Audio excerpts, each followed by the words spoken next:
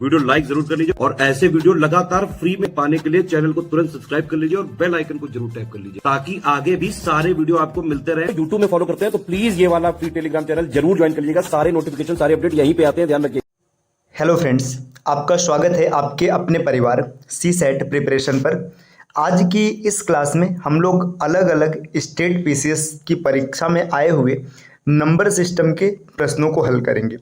तो चलिए स्टार्ट करते हैं अपनी क्लास को। प्रश्न यहाँ पर दिया है, वह सबसे छोटी धनात्मक पूर्णांक संख्या क्या है जिसे 4, 5, 6 और 8 से भाग देने पर शेषफल 3 बचे परंतु 9 से भाग देने पर कोई शेष न बचे। देखिए ये क्वेश्चन का इंग्लिश वर्जन है, आप पढ़ लीजिएगा। संख्या को जब 4, 5, 6 या 8 से भाग दिया जाता है तो 3 शेष बचता है, लेकिन 9 से भाग देने पर शेष 0 बचता है। तो इस क्वेश्चन को हल करने का स्मार्ट अप्रोच क्या है, जो भी आपका आंसर बनेगा ये 9 का मल्टीपल होगा। देखिए पहला ऑप्शन 9 का मल्टीपल है, ये आंसर हो सकता है। दूसरा ऑप्शन 9 का मल्टीपल नहीं है, नहीं होगा। तीसरा भी 9 का मल्टीपल नहीं है तो नहीं होगा। अब चौथे की बात करेंगे तो चौथा ऑप्शन भी 9 का मल्टीपल है, ये भी आंसर बन सकता है। देखिए ये चीज़ हल हो चुका है। अब इसके बाद बात करेंगे इस पॉइंट की। देखिए 4, 5, 6 या 8 से भाग देंगे तो शेष 3 आएगा। ठीक, देखिए यहाँ पे 4 से भाग देंगे तो आपका शेष 1 मिलेगा, मतलब ये भी फॉलो नहीं कर रहा है, ये गलत हो जाएगा। ऑप्शन नंबर डी इसका बिल्कुल सही उत्तर हो जाएगा। तो ये हम लोगों के पहले प्रश्न का हल रहा। इसको आप बेसिक तरीके से एलसीएम मेथड के साथ भी कर सकते थे, लेकिन हम लोग यहाँ पे स्मार्ट अप्रोच सीख रहे हैं कि क्वेश्चन को स्मार्ट तरीके से कैसे हल किया जाए। चलिए अगले प्रश्न पर आते हैं, प्रश्न संख्या 2। देखिए ये क्वेश्चन दिया है, एक भिन्न का हर उसके अंश के 2 गुना से 1 अधिक है। यदि भिन्न तथा उसके व्युत्क्रम का योग 57/21 हो तो भिन्न बताइए। देखिए यहाँ पे बोल रहा है ना कि जो इसका देखिए भिन्न में अंश और हर होता है ना, अंश और हर होता है। अब क्वेश्चन ये बोल रहा है कि जो हर है वो अंश के 2 गुना से 1 अधिक है, तो अंश को हम यक्ष मानेंगे तो इसका हर हो जाएगा 2x + 1। ठीक, अब देखिए यहाँ पे अगर आप इस तरीके से देखेंगे तो ये पहला ऑप्शन तो एलिमिनेट हो जाएगा, दूसरे, तीसरे और चौथे में से कोई एक सही होगा। ठीक, अब कैसे करना है, देखिए इसका एक तरीका ये हो जाएगा +2x + 1/x। ये भिन्न का व्युत्क्रम है, इसको हल करेंगे तो यहाँ पे मिल जाएगा 57/21। ठीक, देखिए इसको हल करने का तरीका, आप इसको क्रॉस मल्टीप्लाई कराइएगा, x² + 2x + 1 का होल स्क्वायर बटे 2x + 1 और यहाँ पर x बराबर 57/21। अब आपको देखिए यहाँ पर ना आपको ऐसा नहीं करना है कि यक्स को इसको पूरा सॉल्व करना है।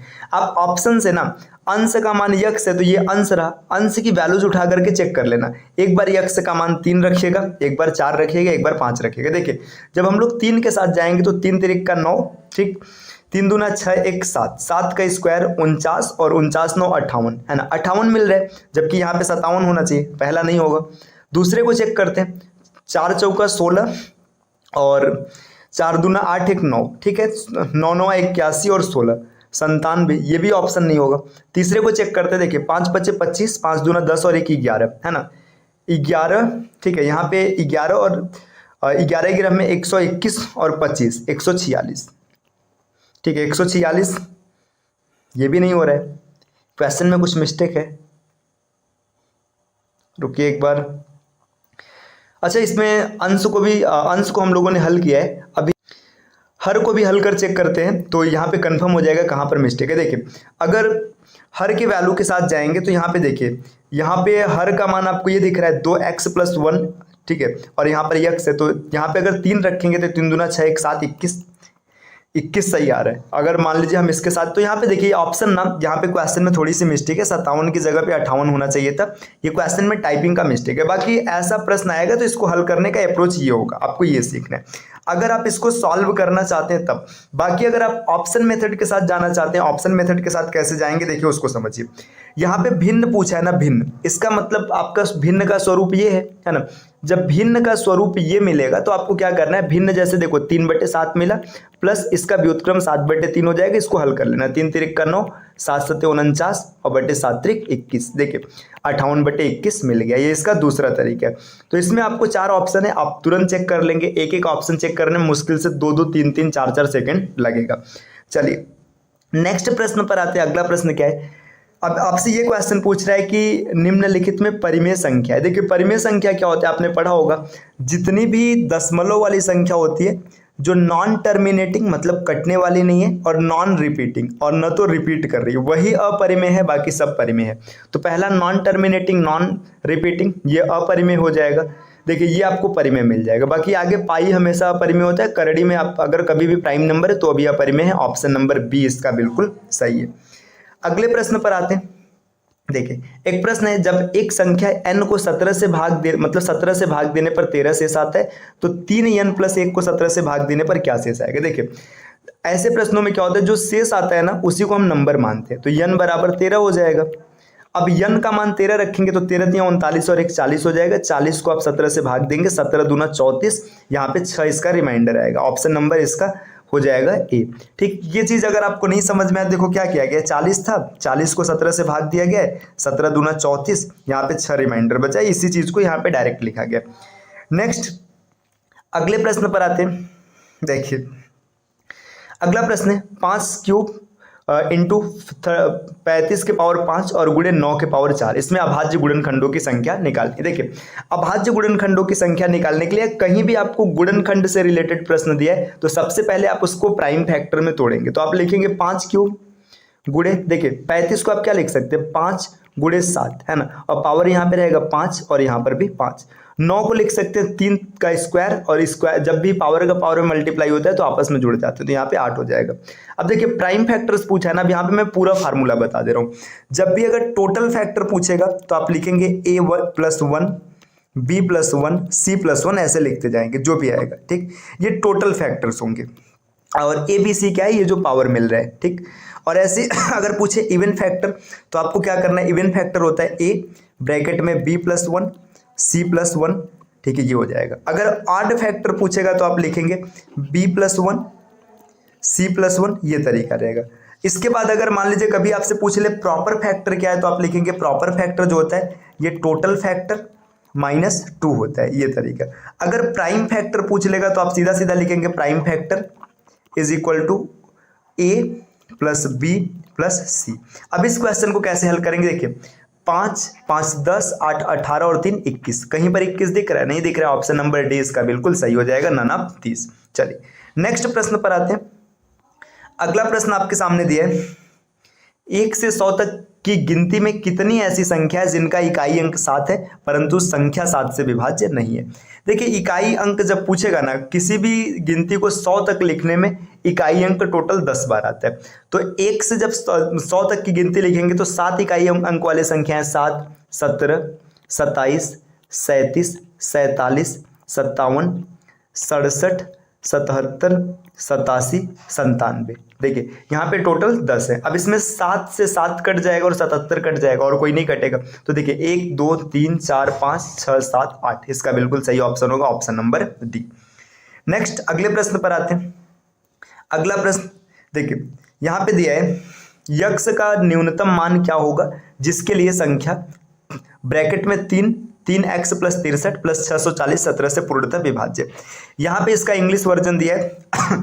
आप इंग्लिश वर्जन में देखेंगे तो यहाँ पे नंबर ये लिखा है ना, ये टाइपिंग की थोड़ी सी मिस्टेक है, यहाँ पर भी यक्ष ही आएगा। ठीक, ये 3x नहीं रहेगा। अब चलिए देखिए ये संख्या 17 से कट रहा है, मतलब देखिए 3 है ना, ब्रैकेट में x + 63 और + 640, ये संख्या 17 से कट रहा है। 17 से कटने का मतलब क्या है, x। अब देखो इसको कैसे हल करेंगे, इसको हल करते हैं। देखिए 3x + 63 × 3 189 189 और + 640 बटे 17।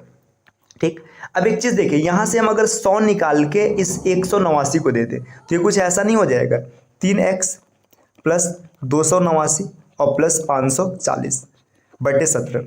अब 289 17 से पूरा पूरा कट जाएगा, ये कोई रिमाइंडर नहीं देगा। अब यहाँ पे समझिए, अब इसको पूरा पूरा काटना है ना, तो अब क्या होगा, 540 को पहले भाग करते हैं। देखिए 540 को भाग करेंगे तो यहाँ पे 3x प्लस, जब 540 को 17 से भाग करेंगे तो यहाँ पे देखिए ये 17 त्रिक 51, 17 देखिए 17 त्रिक 51 हो जाएगा, 30 बचेगा, 17 का 17, यहाँ पे 13 रिमाइंडर बच रहा है और बटे 17। अब यहाँ पे ना x की कोई ऐसी वैल्यू चूज करनी है जिसके लिए क्या हो कि ये संख्या पूरा 17 का मल्टीपल बन जाए। तो आप ऑप्शन के साथ जाइए। अभी 51 बड़ा नंबर है तो आप इसको मत चूज करिए, छोटे से ट्राई करिए। 6 रखेंगे, 6 त्रिक 18 18 और 13 नहीं होगा, है ना, 31 बनेगा। 7 रख के चेक करिए, है ना, 7 त्रिक 21 और 13 34 हो जाएगा। 34 जैसे ही रखेंगे यहाँ पे 17 का मल्टीपल हो जाएगा और ये ऑप्शन हो जाएगा ऑप्शन नंबर सी। हम लोगों ने 7 रख के चेक किया तो ऑप्शन आसानी से बन गया। तो जब भी ऐसा प्रश्न मिलेगा उसको हल करने का स्मार्ट तरीका ये है ना, आप इसको आराम से इसको कैलकुलेट कर सकते हैं। चलिए नेक्स्ट अगला प्रश्न है, देखिए ये क्वेश्चन क्या है, number 351 XYZ is completely divisible by 7, 11 and 13। Find the value of x square plus y square plus z x square. ये इसका हिंदी वर्जन है। देखिए एक संख्या लिखा गया 351 XYZ, है ना, ये 7, 11 एंड 13 से पूरी तरीके से डिविजिबल है। अब देखिए 7, 11, 13 ये आपको मैंने कई बार बताया, ये 1001 के मतलब एक तरीके से फैक्टर्स है। देखिए इन तीनों को मल्टीप्लाई करेंगे ना तो 1001 मिलेगा। अब जब भी कोई संख्या 1001 से डिविजिबल होता है, इसका मतलब देखो एक ट्रिक होता है, ट्रिक क्या मैंने आपको कई बार बता रखा है तो इसको समझिए। 1001 में ना जब कभी भी 3 डिजिट्स के नंबर का मल्टीप्लाई किया जाता है तो डिजिट्स रिपीट कर जाती है, इसका मतलब देखिए जो 351 है ना, अभी आगे फिर से 351 रहेगा। जब 351 लिखेंगे तो x बराबर 3 मिल जाएगा, y बराबर 5 मिल जाएगा और z बराबर 1 मिल जाएगा। तो 3 तिरिक का 9, 5 बचे 25 और 1 1 का 1, है ना, 25 और यहाँ पे देखिए 10, है ना, 35 इस क्वेश्चन का सही आंसर होगा ऑप्शन नंबर सी। चलिए नेक्स्ट अगले प्रश्न पर आते हैं। देखिए अगला प्रश्न क्या दिया है, ये पूछ रहा है आपसे, आपको ये बताना है 11 से 50 के मध्य कितनी ऐसी संख्याएं जो 7 से विभाज्य हैं परंतु 3 से नहीं। देखिए यहाँ पे आप चाहे तो चेक भी कर सकते हैं, है ना, बाकी आप देखिए 7 की विभाज्य संख्या लिखिए 14, है ना, 7 त्रिक 21, है ना, देखिए मतलब 7 चौका 28, 7 पचे 35, 7 छक्का 42, 7 सत्ते 49, इतनी संख्या है। अब देखो ये तो 7 से कट जाएंगे लेकिन हमें 3 वाले को छोड़ना है। देखो ये 3 से कट जाएगा, इसको छोड़ दीजिए, ये 3 से कट जाएगा, इसको छोड़ दीजिए, और कोई संख्या 3 से नहीं कटेगा तो आप देखिए 1, 2, 3, 4, इसमें 4 ऑप्शन है। ठीक, देखो ये सब आपके पीसीएस एग्जाम के सी सेट में आए हुए प्रश्न है, ऐसा नहीं कि कोई ऐसे फर्जी क्वेश्चन रखा गया। तो आप देख लीजिए किस स्टैंडर्ड के नंबर सिस्टम आपके एग्जाम में मिल रहे हैं।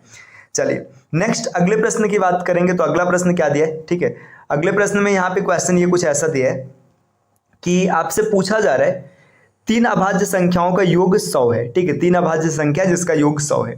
यदि 2 अभाज्य संख्याओं का अंतर 24 हो तो अभाज्य संख्या बताइए। देखिए अब यहाँ पे इतना दिया, देखो जब कभी भी ना 3 प्राइम नंबर दे रहे और इन 3 प्राइम नंबर का जो सम हो या अगर इवन नंबर रहे तो आपको एक प्राइम को 2 मानना ही पड़ेगा। क्यों मानना पड़ेगा समझिए, जब भी ऑड प्लस ऑड होता है ये इवन आता है, लेकिन ऑड प्लस ऑड करेंगे तो हमेशा ऑड आएगा। ठीक, अब देखिए अगर प्राइम नंबर को देखा जाए ना तो 2 को छोड़ दिया जाए तो जितने भी प्राइम है सब ऑड है।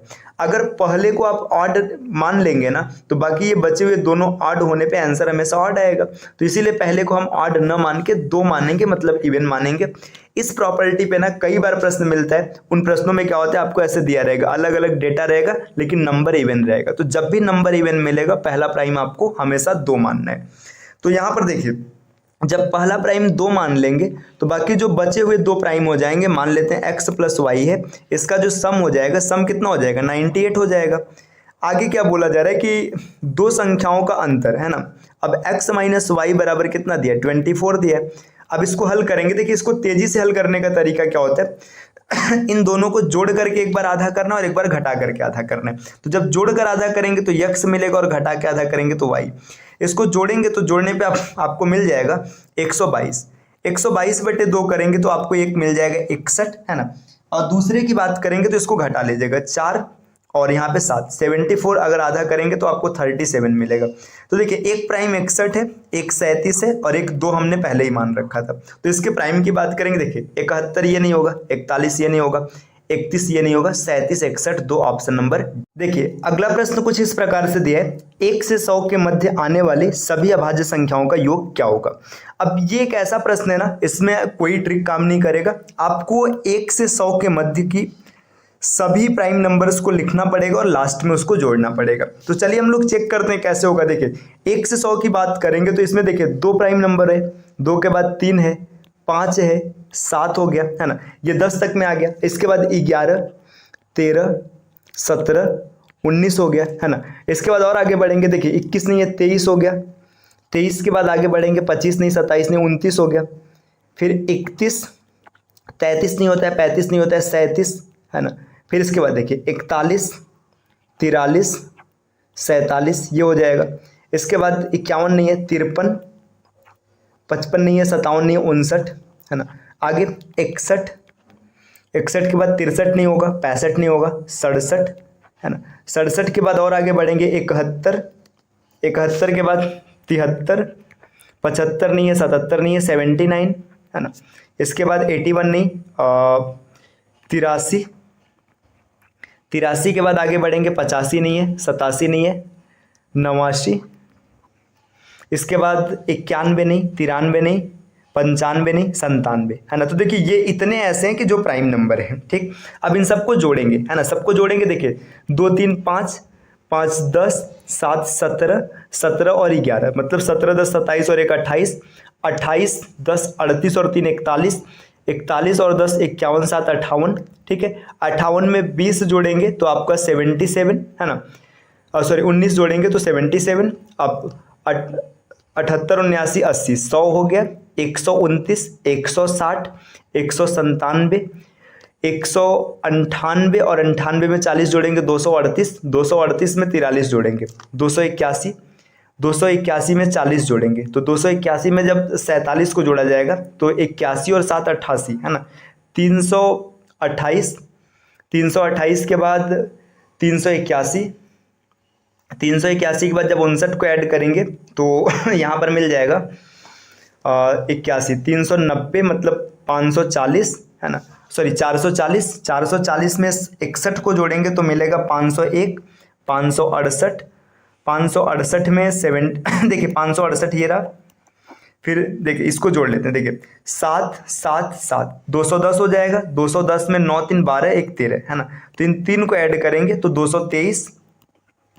फिर आगे बढ़ेंगे, देखिए 8 8 160 हो जाएगा, 160 में 9 3 12 172, है ना, और फिर 97। अब इन सबको ऐड करेंगे, देखिए 8 7 15, 15 3 18 2 20, ठीक है।